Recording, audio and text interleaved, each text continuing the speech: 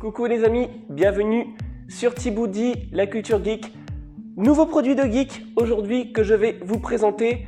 Un produit qui peut avoir pas mal de fonctions, mais on va en présenter une aujourd'hui en particulier. J'ai nommé le mini ordinateur Raspberry Pi 4. Je vous présente ça tout de suite, c'est parti les geeks.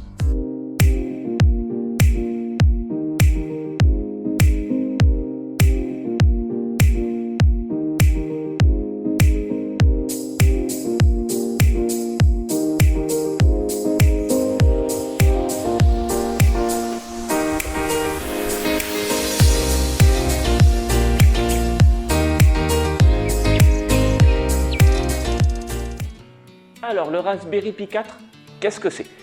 Ça fait partie de ce qu'on appelle les nano-ordinateurs, vraiment, ou mini-ordinateurs, vraiment ordinateurs de toute petite taille, vous voyez, en monobloc. Donc tout est relié sur l'ordinateur, comme une carte mère bien sûr classique.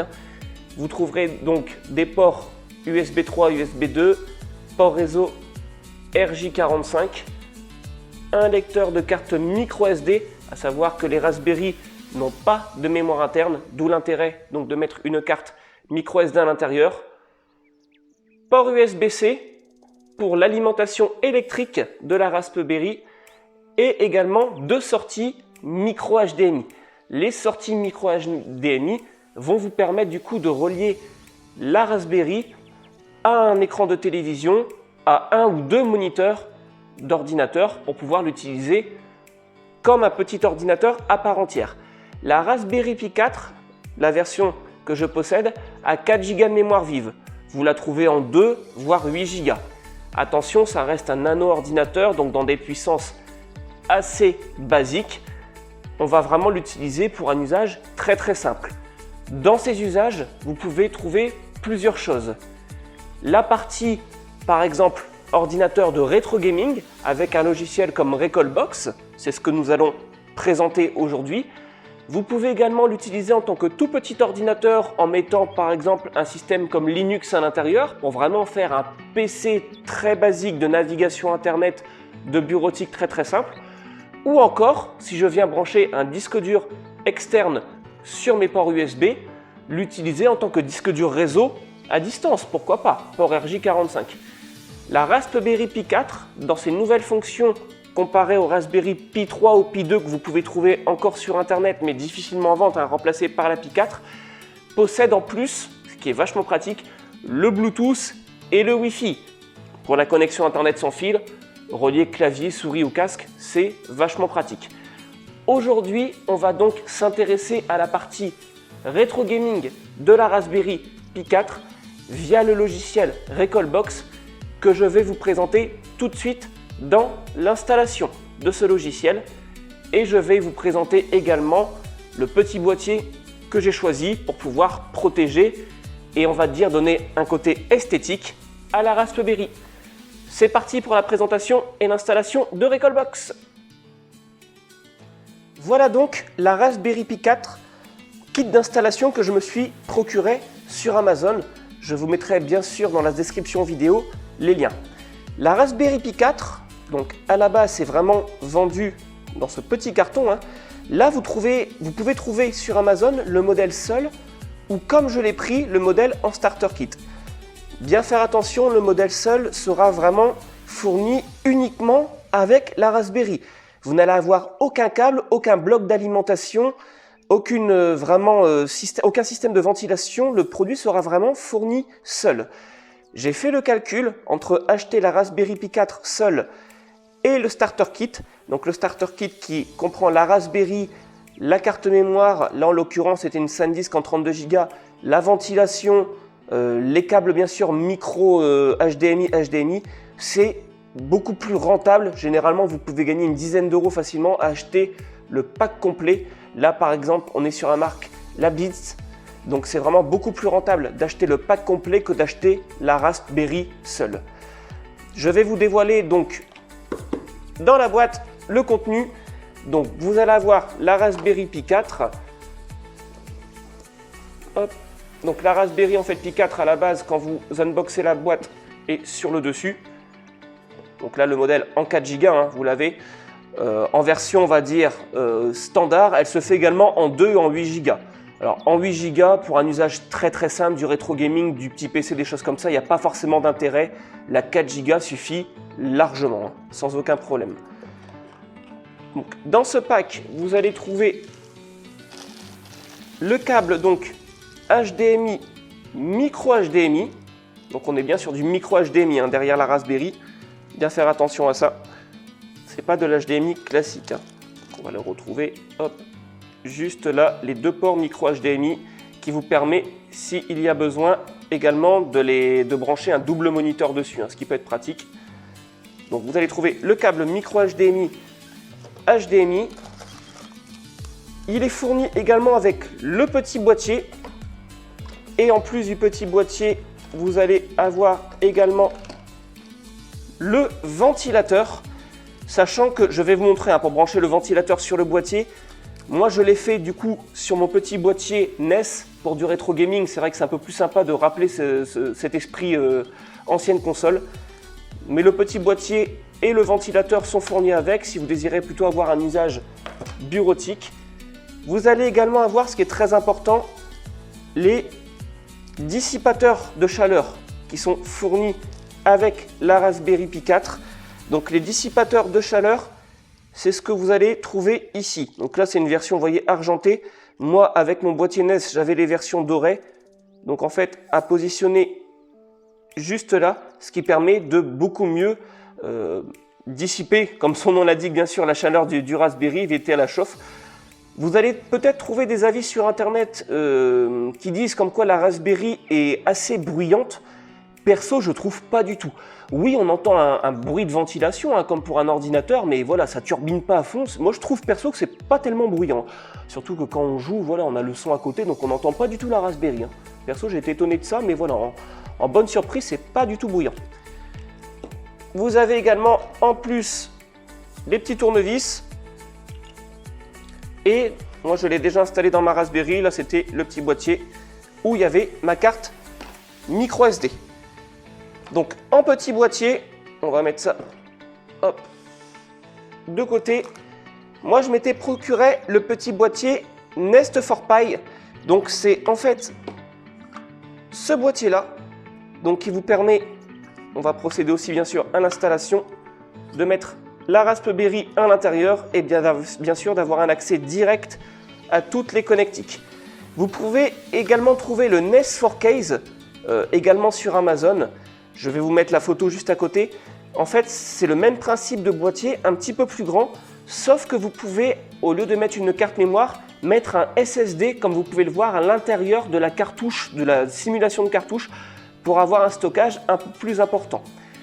Par contre, l'avantage que j'ai vu, je me suis rendu compte malheureusement quand j'ai reçu la Nest for Pi, l'avantage de la Nest for Case, c'est que toutes les connectiques se font à l'arrière du boîtier, alors que moi, je vais avoir en fait mes connectiques sur le côté. Ce qui fait que quand on les branche sur ma télévision, donc sur un meuble, tous les câbles partent du côté et non de l'arrière. Ce qui des fois peut donner entre guillemets un aspect un peu moins esthétique. C'est vraiment pour l'esthétisme dessus, mais là vous allez avoir la prise de jack, les micro HDMI, tout part donc sur le côté. Et par contre sur le devant, vous allez trouver les ports USB et à la base, là c'est le socle de port réseau. La Raspberry Pi 4, comme je vous disais, est Wi-Fi, mais c'est vrai que si vous la câblez en réseau devant, vous allez avoir un câble Ethernet apparent. Simplement ça qui est dommage, mais sinon voilà, le boîtier fait 100% l'affaire. Il y a une différence de prix également, hein. Le Nest for Case, vous le trouvez à une soixantaine d'euros, là on est à 12 € le boîtier. Donc voilà, sans chipoter dans les détails, ça fait vraiment sans problème le taf. Donc pour l'installation, en fait, ça reste vraiment très simple. Je vais vous montrer ça pour installer directement la Raspberry dans le boîtier. A few moments later. Donc nous sommes prêts pour l'installation. Donc la première chose à faire, comme je vous avais montré, c'était de coller les dissipateurs. De toute façon, dans les dissipateurs de chaleur, vous ne pouvez pas vous tromper. Vous voyez, c'est vraiment des formes totalement différentes. Donc là, on ne peut pas dire, bah tiens, celui-là va aller là. Voilà, c'est vraiment des formes différentes. C'est un petit scotch en fait à retirer en dessous du dissipateur, à poser sur la pièce. Ça se pose voilà, en 4 secondes, hein, montre en main. Il n'y a vraiment rien à faire. Donc première chose, c'est poser les dissipateurs. Ensuite, donc, dans le boîtier, on va directement, tout bêtement, insérer la carte. Alors, pas grand chose à faire, hein. Vous voyez, vous posez directement la carte, tout se met très simplement, hein. Il n'y a vraiment rien du tout à faire. Par contre, ce qu'il faut surtout faire, c'est bien sûr brancher le ventilateur. Donc pour le branchement en fait du ventilateur, vous allez avoir donc les petits câbles ici et les pins directement ici. Donc il faudra mettre dans le cadre de mon boîtier le premier câble du ventilateur rouge donc sur le premier pin, partie métallique visible à l'avant. Hop, c'est clipsé, je laisse bien un picot de disponible. Deuxième câble pareil, je viens le mettre sur le côté. Hop, voilà, mes deux câbles sont enfoncés, rouge et noir. Et ben j'ai envie de vous dire que l'installation est quasiment terminée. Je vais simplement prendre maintenant les petites vis pour bien fixer ma Raspberry et la clipser sur le boîtier et on sera tout bon. Hop, c'est parti.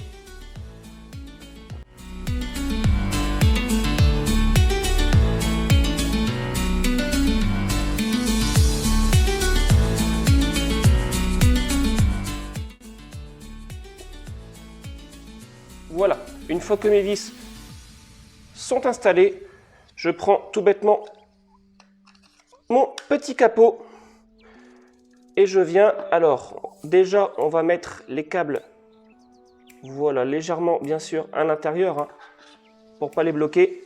Et donc le capot, bah, facile, un port USB devant. Je vais venir poser mon capot à l'intérieur et simplement le clipser.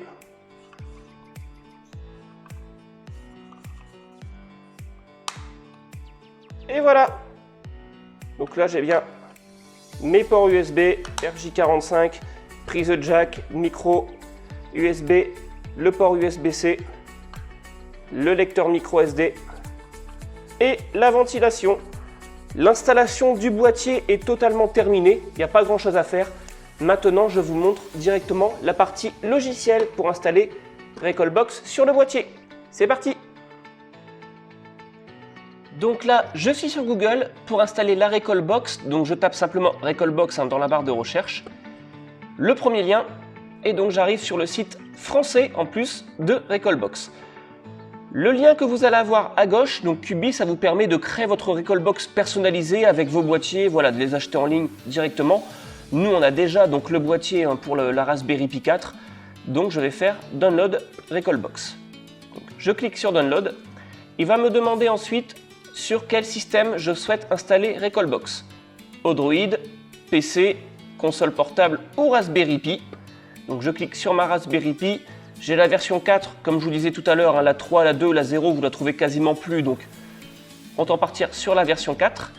Et là, pour télécharger le logiciel Recalbox, il va me demander sur quel système d'exploitation je télécharge le logiciel. Je suis sur Windows. Je vais donc cliquer sur Windows. Donc là, mon image s'est téléchargée tout en bas à gauche. Je clique donc directement sur mon image.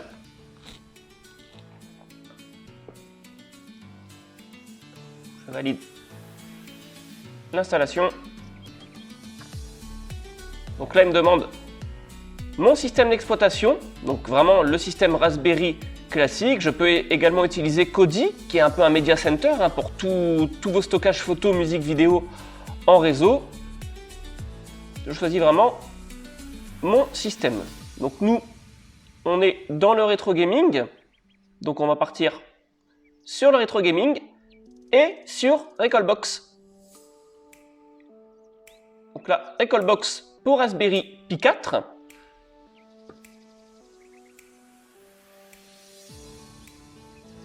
Le stockage.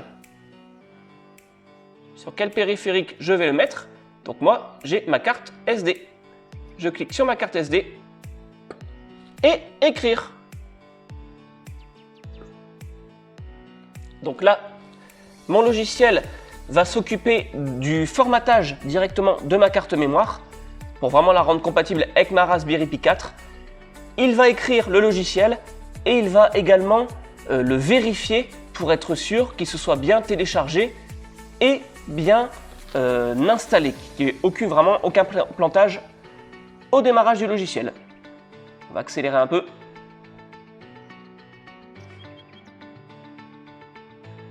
Voilà, le téléchargement et la vérification ont donc été faites par Recalbox. Le logiciel a été téléchargé sans aucun souci sur ma carte mémoire. Donc là, je peux retirer directement ma carte du lecteur, il n'y a pas de souci. Et on va continuer donc la vidéo. Je vais maintenant insérer ma carte micro SD dans ma Recalbox.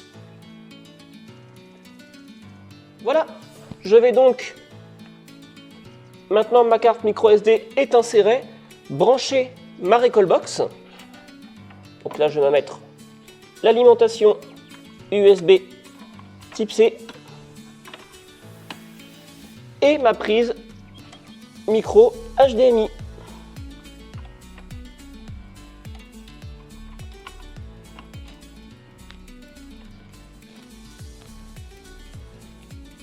Et voilà, et maintenant c'est parti pour le visionnage de la Recalbox.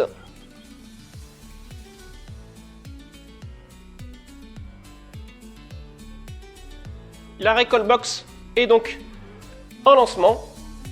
Et là, mon Raspberry Pi 4 va lancer sans aucun souci mon logiciel.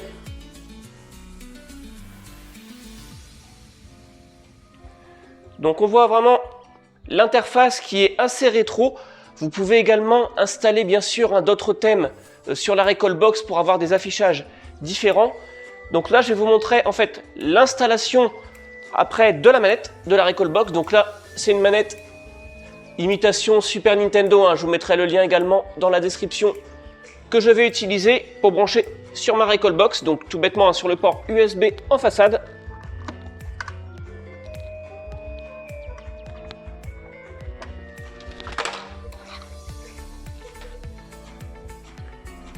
Et donc là, je peux choisir directement ma console. Donc pour installer la manette, chose toute bête, hein, vous allez simplement dans les réglages manette. Moi, ma manette avait déjà été appairée. La première fois, bien sûr, votre Recalbox ne va pas connaître votre manette. Il faudra donc brancher un clavier et une souris pour la première installation. Après, bien sûr, la manette est totalement indépendante. Donc là, je vais configurer une manette.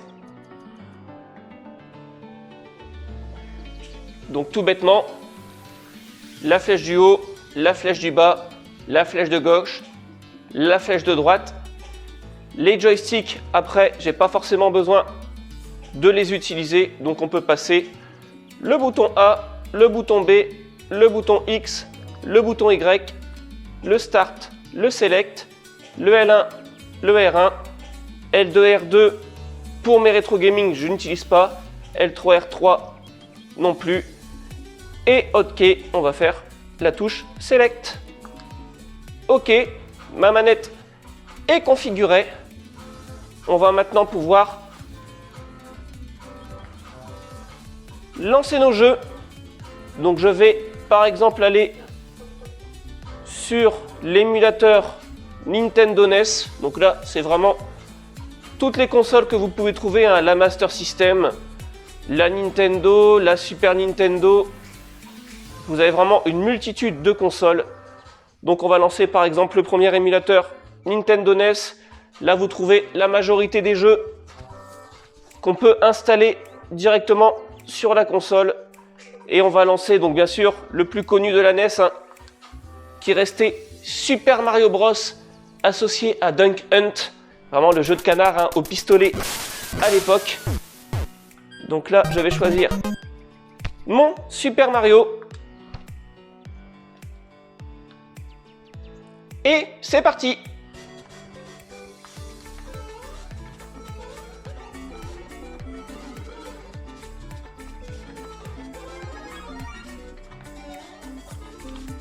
Vous désirez ensuite lancer un autre jeu, Start et Select en même temps. Et là, vous quittez directement votre jeu pour pouvoir lancer après celui que vous désirez. Pour télécharger les jeux directement sur la Recalbox, vous pouvez vous procurer des ROM directement sur Internet. Bien sûr, je n'ai pas le droit de vous expliquer comment on fait, vous savez pourquoi, mais les ROM, vous les trouvez très facilement sur Internet. Il faudra simplement du coup brancher votre Recalbox sur le port réseau RJ45 et quand vous téléchargez vos ROM à partir de votre ordinateur, vous pouvez directement, en allant dans votre réseau local, envoyer les jeux sur la Recalbox. Elle va alors redémarrer automatiquement seule et vos jeux seront donc directement installés. Voilà, l'installation de Recalbox sur Raspberry Pi 4 est maintenant terminée. Tout fonctionne sans aucun souci. J'espère que vous avez pris plaisir à regarder cette vidéo. N'hésitez pas à liker et à vous abonner, ça fait toujours plaisir. Et on se dit à très bientôt sur Thibaut dit la Culture Geek pour une nouvelle vidéo. Allez, ciao les geeks!